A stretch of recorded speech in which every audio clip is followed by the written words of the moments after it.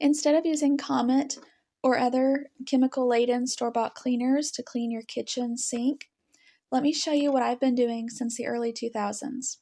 Now, as you can tell, my sink is very, very dirty. It's very, very nasty. I most often clean my sink once a week. Sometimes, if life gets really crazy, it might be 2 or 3 weeks before I get around to cleaning it. But I did let this go about 4 weeks, I believe, intentionally, so it would look much more dirty so you could actually see the difference.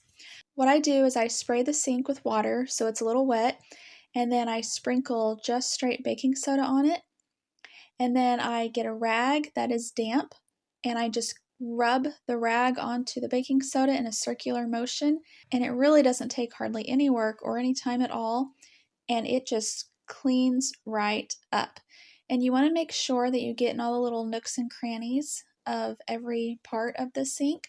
In this video, I'm cleaning the right side of the sink because the right side is always the worst side. The right side is usually most often stained with tea and coffee. So again, you want to make sure that you get all the little nooks and crannies, all the little curves and grooves and everything.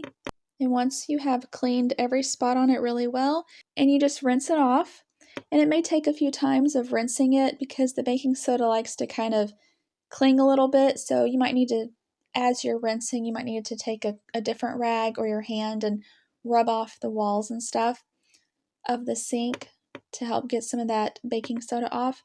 But in the end, you have a shiny and sparkly kitchen sink. And if you're curious about the age of this particular kitchen sink, it's over 40 years old. We have only lived here at this house for almost 8 years, so it's only been in my care for the last almost 8 years. But the sink itself is over 40 years old.